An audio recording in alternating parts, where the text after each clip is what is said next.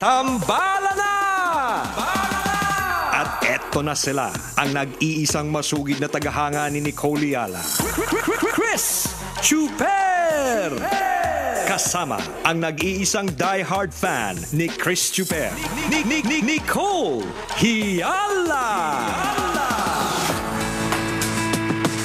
Mula sa Mahiwagang Burnay, ang kwento.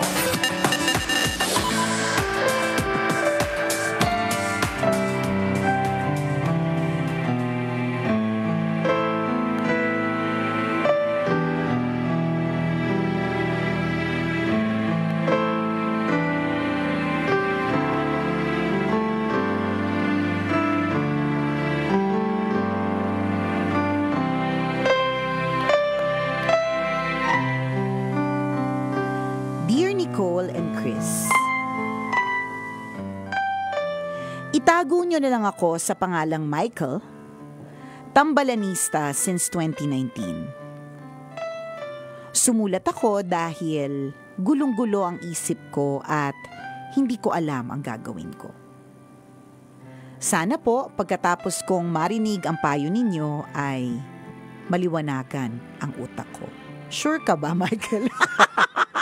Hindi ba lalong makakagulo? Correct, hindi ba lalong okay, sige. Tingnan natin. Grabe. Matagal na panahon kong naging kaibigan si V bago ako nagkagusto sa kanya. Nang ipagtapat ko sa kanya na mahal ko na siya, hindi pa daw siya ready dahil 2 months pa lang silang break ng ex-boyfriend niya. Ang nakakawindang, hindi nagtagal, nabuntis naman siya ng katrabaho niya. Hindi ko na inusisa kung bakit pero palalakihin daw niya ang bata ng mag-isa. Sa kabila ng sitwasyon niya, nagpatuloy ang pagiging magkaibigan namin. Hanggang sa nagdesisyon siyang mag-Japan para masustentuhan niya ng maayos ang anak niya at ang pamilya niya. We kept in touch kahit milya-milya na ang layo niya. In one of our conversations, inamin niya sa akin na gusto niya din ako dati pa. Wala kaming label pero kontratuhin namin ang isa't isa parang magjowa na. Ang problema, nag-overstay na siya sa Japan. Dahil malaki ang kita doon, balak niyang magpakasal sa Hapon para magkaroon ng visa. Gusto niya kasing makapagtrabaho na maayos at makuha ang anak niya. Gusto ko naman sanang ipaglaban na mahal ko siya pero kung yung pagpapakasal niya sa Hapon ang makakapagpabago sa buhay nilang mag-ina, hahadlangan ko ba? Ano po kaya ang tama kong gawin? Salamat po sa payo ninyo. Kahit magulo ang utak ko, isa sa mga goals ko ay madalaw kayo soon at madalahan ng alay. Ang inyong tambalanista, Michael.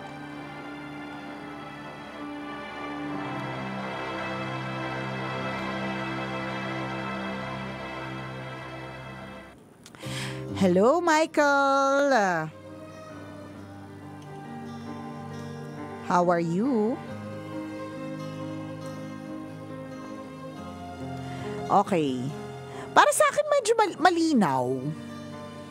Mahal, may kasama kasing feelings kaya kaya 'di ba kapag may feelings na involved, lumalabo yung pag-iisip natin, 'di ba? Kaya nga 'di ba sabi niya siguro sana maliwanagan ang aking utak kasi para sa amin na nakikinig ng kwento, malinaw siya. Yung utak mo lang talaga yung malabo kasi nga mahal mo siya. Meron kasamang may feelings na involved and all, no? So, ang eksena dito is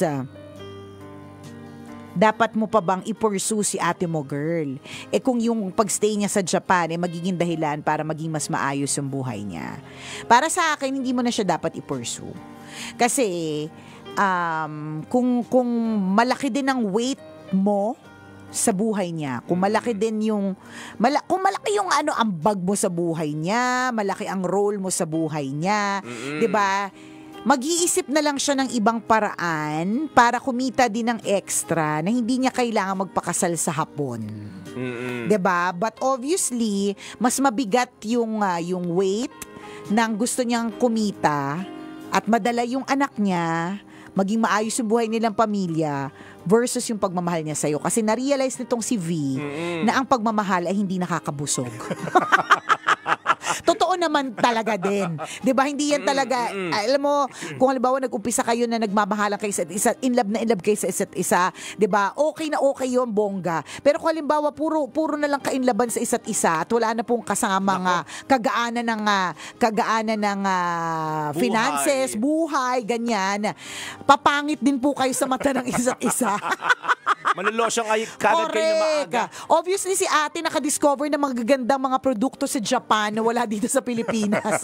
Kaya gusto niyang pumunta doon. Correct. And that includes Hapon, 'di ba? Hindi lang yung mga produktong literal 'di ba na galing ng Japan, 'di ba? Or gawa ng Japan, kundi pati yung lahi, 'di ba? Nagustuhan niya rin. Kasi ganun lang yun, ate. Ay ganun lang yun, Michael. Hindi mahal ka niya siguro, oo, pero una, she doesn't love you enough to give you a label kung ano meron kayo. She doesn't love you enough na ipaglaban yung nararamdaman niya para sa'yo. Mas mabigat yung issue niya tungkol sa pera. Correct. Oo. At hindi natin siya i-judge doon. May mga tao talagang ganun. 'Di ba? At hindi masama yun. Gusto niya lang maging mabuting nanay at gusto niya lang din ng komportableng buhay. Ano niya naman yung pagmamahal niya sa'yo kung di kayo komportable? 'Di ba? Siguro natuto na siya sa maraming aspeto ng buhay. Na tama na yung palaging puso-puso. Diba? Correct. Minsan din tayo, maging practical din tayo. Oo, tingnan mo, nabuntis. Nang iniwan. Obviously, iniwan siya. Puso-puso ang gumana dun eh. Puro emosyon lahat ng gumana, di ba?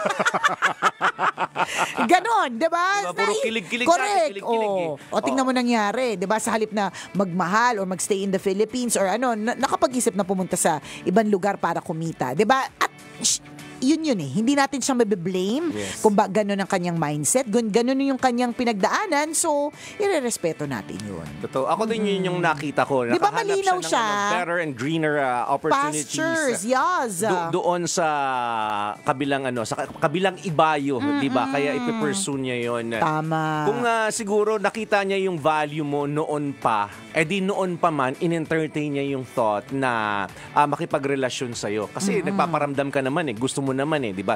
Malinaw din sa kanya na gusto mo siya. Kaya lang hindi niya in-entertain yun. Tama. Tapos sa halip na jaunties pa ng iba. Hindi ka na nga niya in-entertain. 'Di ba? Sabi niya, ayoko kasi hindi pa ako nakaka-move on. 2 months pa lang kaming nag-break ng jowa ko. Tapos biglang jaunties sa iba, 'di ba? Hindi ba medyo sampal din sa iyo yun, Fred? Obviously, okay, hindi yung like niya sa iyo, hindi ganoon katindi para i-consider ka niya. Oo. Hindi mo nakita yung dahilan kung bakit hindi kanya pinili noon. Ngayon mas malinaw sa iyo yung dahilan kung bakit pinili naman niya ang pagpunta sa Japan. Tama. Diba? Yun nga, better opportunities. Ngayon, kung kaya mong tumbasan kung ano yung hinahanap niya, diba? And then, kailangan mong humanap din ng paraan para, diba? Para manalo sa kompetisyon. Correct. Make the best man win. Tama. Diba? Meron ka bang ibubuga din? Diba? Yan. Na pera, ha? Kasi ilang lapad ang kaya mong ibigay. Diba? Baka malapad lang yung mo. ang dibdib mo. Ang balikat mo. Correct. Nabibigyan mo siya ng maiinit na mga yakap. Diba? Pero yung maiinit na yakap, iba pa rin yung mainit na ramen, di ba? Sarap pa naman humigop nun. Oo. Diba? Masarap sa sikmura yun. Yes. Diba? At kahit anong klase ng ramen. Di ba kaya afford mag-extra pork, extra gulay, ganyan. O ikaw lapad lang ng dibdib, nahihigaan sa tuwing nangangailangan. Importante naman yan, mahalaga naman yan. Pero guys, dumaan na siya doon. At na-realize niya na sa buhay, hindi puro ganon. Hindi puro lapad ng balikat. Diba? Hindi puro puso ang pinaiiral, hindi puro emosyon. Tama. Minsan kailangan din nating maging praktikal. Sa true. Kaya yun na napaka-obvious, Michael, at napakalinaw. Napakalinaw na malabong utak mo at inamin mo naman yun. At napakalinaw yung sitwasyon na you have to let go. Let her go. Kasi yun nga, that is kung wala ka talagang ibubuga. Oo, kung kaya mo Diba? makipaglaban, kung why kaya, not? bakit Ganun hindi, naman, diba? Kaya ka nga naliligaw True. Kaya ka nga, diba? Kaya mo nga siya gustong ipaglaban diba? Yes. Kasi kaya mong kumompete, diba? Parang katulad ng negosyo, diba? Yes. Kaya ka lalaban dyan kasi alam mo kaya mong masustain, Totoo. diba? Lahat ng basta lalaban ka, kaya mo, pageant, Correct. kasi alam mo may ibubuga ka rin, kung alam mo nga lahat ng sasali dun sa competition, ang height ay 5'6" pataas. Oo. Tapos ikaw, ano lang, 'di ba? Gasolito ang height mo, 'di ba? Ang hirap lumaban, friend. Totoo Ganon. So may ibubugag ba? May ilalaban ba? Kung hindi at wala, it's about time. Time to concede. Oo. It's about time na ikaw naman, sarili mo naman. And that means looking for somebody na bibigyan ka ng label, looking for somebody na hindi mabubuntis ng iba. Alam mo yon. At yung somebody na willing to stay with you and be with you. Correct. Ikaw naman. Yes. At ulitin namin na ikaw yung nakakatansya neto, ha. Sa true. Hindi ka namin hinusgahan. Oo, na wala kang pera, walang ganon, di ba? Kasi, syempre, Parang yung sinabi namin. oo, parang ganon. Paano tingin nyo sa akin? Wala Hampas talaga. lupa. Walang-wala. Hindi. Wala ka kasing ibinigay. Wala ka kasing sinabi Sana na kung sinabi mo, mayaman din naman ako. Na by the Oo. way, meron akong multi-million Correct. business. True. Oo. Diba? Oo. Ito yung mga plano ko sa Yan. buhay. Di sana papanig kami sa'yo. Kaya nga. Parang hindi mo naman kilala ang tambalan. True. Kaso, Sa ng pera, syempre doon kami bibida. Tama. Kaso anong mga binida mo sa amin na parang api ka. Di ba? Usually yung api, sila yung walang pera. Kaya kami, alam mo na, judgmental na lang, di ba? Api-api, victim, o di walang pera yan, di ba? Ganon. Diba? Pero hugas-hugas kamay din kami. Baka isipin mo talagang hinusgahan ka namin. Pero Hindi. parang gano'n na nga. Parang hindi naman sa ganun, pero parang ganun na nga. Parang ganun na nga. Alam mo, kung kilala mo ang tambalan. Hindi ka masasaktan. Or, kung talagang totoo na hampas lupa, hindi naman sasaktan ka. Di ba? Ganun talaga yun. Charot. Di ba magising tayo sa katotohanan? Oo. Na ito yung kaya ko Di ba? Pero kung maibubuga ka talaga, di ba kasi malinaw sa storya na kaya gusto ni V na pumunta ng ibang bansa kasi nga, again, better opportunities. Correct. Gusto niya mabigyan ng maayos na buhay ang kanyang sarili at ang kanyang anak. Di ba ngayon, kung kaya mong i-provide yun Tama. kay V, then, di ba, proceed with the competition. Feeling ko partner hindi tayo judgmental Talagang sadyang, una, ba't siya umalis kung kaya mo naman mag-provide? Oo. Totoo. Asan yung provide doon? Di ba? Minsan Ano? di ba? Alin ang provide? Diba? Alin. Di ba minsan kaya ka naliligaw, may mga promises ka din. Yes, Di ba parang mga politiko lang yan Di ba aarangkada dyan kasi may mga pangako ka, may mga ganda kang adhikain Tama. sa mga tao. In this case, itong si V, yung kailangan mong, anong tawag dito, pagpakitaan ng maganda. Yan. Di ba? Magpa-impress sa kanya. May ginawa ka ba? Yan. Diba? Tingnan mo, umalis nga. Okay, ibig sabihin. Alin. Yung Kulang. competition, kulang talaga. Kung sasabihin mo, hindi, kunyari wala pa ngayon, di ba? Pero Oo. sabihin mo sa kanya, ganun, Japan ka ha. Pupunta ako sa mas malaking continent. Asia ka lang ha. Teka lang. Kung may ganun ka, di sige, fight. Oo. Sabihin mo sa kanya, yun lang ba yung kailangan mo na parang ganun? Meron din naman akong on the process na yung papers ko sa Canada. Ganito ang Yan. swelduhan. Yan. Pwede ko kayong kunin. Yan, Ako pa yung yan. pakakasalan mo kasi ako naman yung mahal mo. Hindi mo Yan. kailangang pilitin na makapagkasal, to get married sa isang Hapon kahit hindi mo naman siya mahal para alang-alang sa visa. Yung ganon. Kung may mga ganon kang plano, go. Di ba baguhin namin yung namin, yung payo diba? namin? True. Pa-Canada ka na Di, syempre. Alam mo na.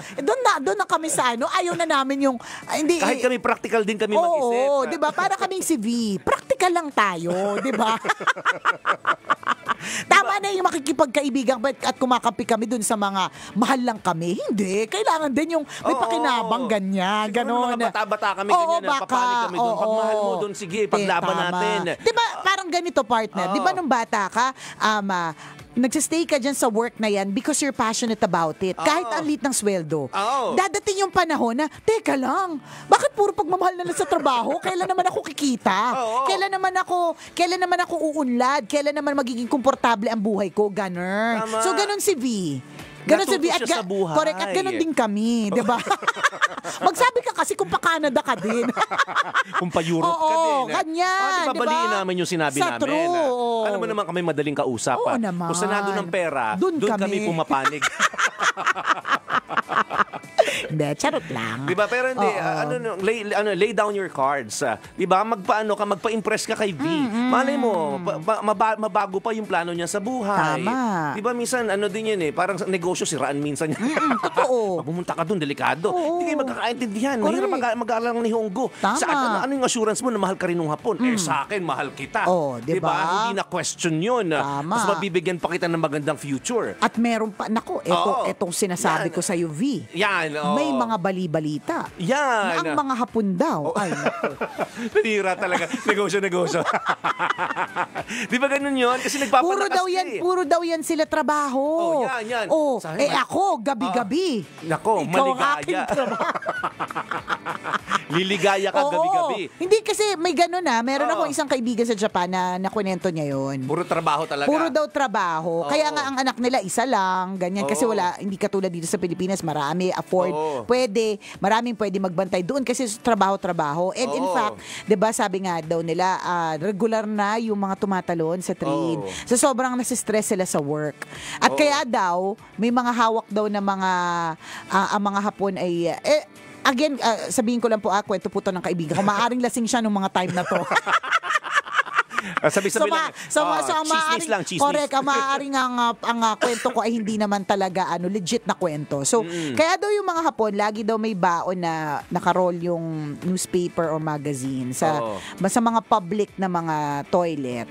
Kasi sobrang busy daw nila na hindi sila nakauwi sa mga misis nila. May mga ganun daw sa mga toilet. Kahit hanggang toilet. Doon na lang yung ginagawa nilang mga bagay-bagay para ang hirap na maipaliwanag to. Para malibang. Para malibang.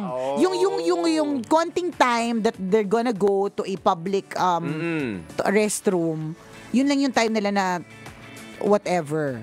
Me time. Ganun ka-busy. Kasi dahil work. May ganun. Tapos ito pang sabi nila sa mga Hapon, B. Ganyan. Teka, nag-isip ako ng kwento. So, syempre dapat kapag binibigyan ka namin ng tip, binibigyan ka ng idea. Para manalo sa competition. Kasi gusto mong to win her back. Ipaglaban. Sabihin mo sa kanya, gusto mo ba na laging busy? Na wala nang ultimate time para sa'yo. Correct. Diba? Ako dito sa Pilipinas, alam mo, chill tayo. Correct. Diba pwede tayo manood ng sine anytime. Diba? Lahat ng recreation po, gagawin natin. Ang dami. Lahat ng leisure, gawin natin. Ang daming pwedeng puntahan. Pwedeng land trip, pwedeng by air. Pilipinas pa lang, ang dami ng Totoo. Pwedeng magawa. Correct. So, ipakita mo lahat ng mga bala mo. Ikaw kasi paapi ka naman masyado. Correct. Pa-victim. Alam mo yun? Kasi sa amin, victim ka. Pag naliligaw, laging pabida.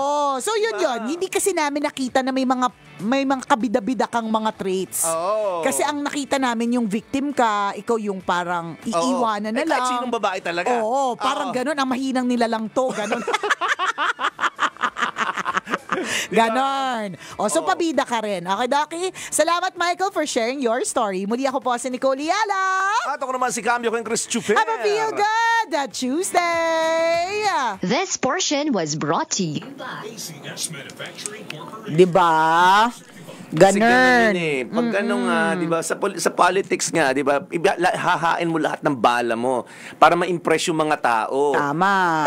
Naliligaw ka Naliligaw ka sa mga tao. So in your case, naliligaw ka kay V. So impress her. Correct. Di ba? You give the best impression that you can give. Tama. At yun nga, maganda yung sinabi na, maganda yung naisip mo, partner, na siraan mo yung competition. Hindi ko naisip yun kasi alam mo, magandang paraan din yung paninira ng competition kasi ano yan bawa may effect yan ay kumain ka doon yung isa kong kaibigan nung kumain doon nagka-amoebiasis, diba? So ikaw naman na narinig mo yung paninirang gano'n, ay sige, hindi na ako hindi na ako pupunta doon, syokot din ako magka-amoebiasis, diba? So gano'n, sira-siraan mo yung Hapon. Gano'n na lang yung gawin mo, siraan natin yung mga Hapon. Hindi, pero in fair naman to V, maganda din naman yung magiging buhay niya doon, I feel. Ang ganda ng Japan naman kasi talaga, in fairness. fairness. Totoo. Baka sabihin naman ng mga Hapon natin, ng mga tambalanisa, may Hapon na tambalanisa. Diba sabihin naman nila, hindi natin sila, Gusto nga namin makarating sa favorite Japan, country ko pa rin ang Japan. Maganda sa Japan. Oo, napakaganda talaga dyan, At promise. yung payo namin para lang sa kanila, hindi kay Oo, para lang hindi, kay V at kay oo, Michael. para kay V at kay Michael lang. Hindi kasali yung mga nagagandahan sa Japan at na-inlove sa mga Hapon. Oo. 'Di ba? At may time sa kanila yung mga Hapon nila, 'di ba? Oo. Ito yung Mga Hapon nila. Correct, ganun. Kasi 'di ba yun yung mga eksena. Wala silang times. Sobra nilang bonggang-bongga talaga sila sa pak na pak sa oras. Hindi ko makakalimutan yung isang beses pumunta kami sa Puroland. Tapos hindi ako sanay na sobrang on time yung train sa Japan. Partner, sanay ako na, delayed siya. Alam mo yung ganon dito sa Pinas. O kaya may sira, ganon. Yun on time. Literal, meron akong hawak na 7 months old na baby. Tumatakbo kami, partner. Habang hila-hila ko yung stroller, hindi ko kasi pwedeng ilagay sa stroller habang tumatakbo kasi baka tumalisik siya. Sobrang bilis nung hinahabol naming Hapon kasi asawa siya nung isang kasama namin. So, hinahabol namin talaga siya para pasok kami sa train sa eksaktong oras. Kasi pag na-late kami, after 2 minutes pa dadating yung susunod na train. Isipin mo, after 2 minutes na, mamamatay na kami kakatakbo. Ganon sila kadisiplinado. In fair naman talaga to them. Kaya sila maunlad na bansa. Kaya ang unlad talaga nila in fairness. So, ibig sabihin, hinahumahanal bang si V ng pag-unlad? Di ba? Oo. Yun yung sinasabi natin. Naiipit yung itlog ko kanina. Itlog mo. Gawa sa upuan, di ko alam, may something talagang upuan everyday. Kahit anong una. Akala ko yung pantalon lang nasuot ko last time. Pang 5 pantalon ko na iba-iba eh. Naipit talagang itlog ko. Ewan ko lang kung ako naka-experience na ito. Bakit? Naging mannerism ko tuloy. Bakit? Yung upuan ng itlog. Ang sakit nga. Masakit sa tiyan. Nakakatawa Parang yung foam pag masyadong malambot. Gumaganda dun yung balat. Gumaganda sumusunod yung pantalon. Tapos? So, hinahihila ng pantalon yung itlog. Naiipit siya. So, dapat mas matigas yung upuan. Hindi ko rin. Mas matigas yung itlog. Dapat kasi hindi ba basta-basta mabasag yung itlog. Naalala ko tuloy yung nung weekend pumunta kami sa Batangas Lakeland. So meron dong rappelling, may rappelling wall climbing. So syempre hindi ko naman kaya talaga, kahit pumaya tayo partner, hindi ko talaga kaya buhatin yung sarili ko. Wala akong ounce of pagiging athletic or sporty of any kind. So ang umakit mga lalaki. So, di syempre, pag umakit sila, nakasilip siya. Hindi ka nakasilip. Nakatingin ka sa kanila, umakit. Nakasilip yung itlog, gano'n. Nakita mo. Hindi ko naman makikita kung hindi bigla siya nagreklamo. Sabi niya, ang hirap naman ito, naiipit yung itlog ko. Hindi syempre lahat kami tumingin. Napipiga kasi may nakaganyan. May harness kasi. So, kami naman, naiipit ka. Nakakaloka. Hindi, iniyabang niya lang yun. Na ganon. Nabakat.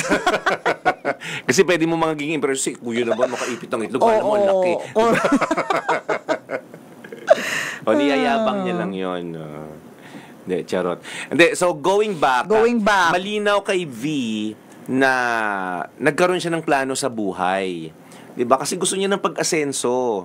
Ayaw niya ng nahihirapan siya. And lalo na ngayon, may anak siya, mahirap magtaguyod ng anak ka, nang mag-isa ka lang. Di ba? Kaya saludo tayo sa mga single parent eh. Ngayon, so gusto niyang mapadali or mapagaan ng konti ang kanyang buhay. So, ang nakita niyang opportunity, di ba, pumunta ng Japan, na makipagrelasyon sa isang Hapon, na malamang mayaman, na syempre, di ba? Naging practical sa madaling salita. So, yun yung nagkaroon siya ng ganong plano. Correct. Diba? At hindi mo basta-basta mabe-break yung plano na yon unless meron kang better offer. Yan. Dapat meron. Oo. Diba? Madali namang makuha ang atensyon ng isang tao kung meron kang, gagawin na ka-attract. Correct. Parang sa trabaho ulit. Oo. Kunyari, pinipirata siya. Oo. Diba? Alam mo naman na valued employee ang pinipirata ng ibang kumpanya. Hindi ka naman pipiratahin kung hindi valued. Correct, diba? So, na yan. sa true. So, ikaw, may pangtapat ka ba? Yeah. Oo, yun. So, may in-offer na ganito daw yung sweldo, ganito daw yung benefits. Kaya mo bang tapatan? Kasi sa totoo lang, bakit naman siya hindi magmamahal ng kapwa Pilipino? Tapos, ano ka rin naman niya, kumbaga may feeling siya para sa'yo. Pero kailangan mo tapatan yung pangangailangan niya. Ganun. Again, nanliligaw ka, you have to impress her. Sabi ni Melona dahil, baka wala ka daw brief. Ha? Baka wala ka daw Alam mo. brief. Kasi kaya doon na-GGP. Ba't alam mo? Hi sa mga taga Love Radio Bacolod, sabi ni John Acosta. Uy, Hello. Sana makarating ulit. Hindi pa tayo nakakarating ng Love Radio Bacolod. Nakarating na ako ng Love Radio Bacolod. Okay. Parang one time. O sana I makarating think kami yata dyan soon. pero sana makarating tayo ulit ng Bacolod kasi gusto kong mag-uwi ng Kalea cake. Baka naman po. Ay, parang Oo, 'di ba? Tayo yung partner. Oo. Kumain tayo ng Kalea. Cherry Mobile. Oo, yata. Oo, parang may Cherry Mobile event. Kung Kalea cake, medyo yun. member Kasi kay yun, Kalea cake. kasi yun lang yung time na nakataste ako ng Kalea cake. Oo. Na sobrang sarap ng Kalea cake. Tikman ko lang dati Katleya notebook. Ako din eh. Hindi cake eh. Sana matikman namin soon. Sana.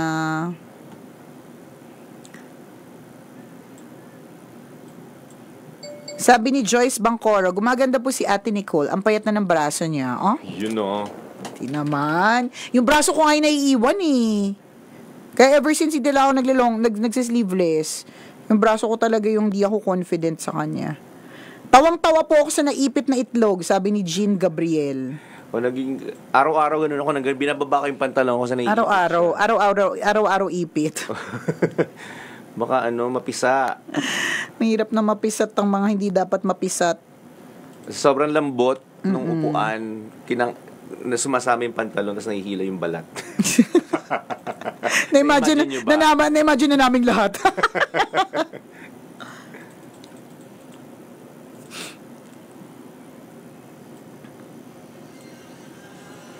O siya, exit na po ako dahil tawag itong maniningil na ite.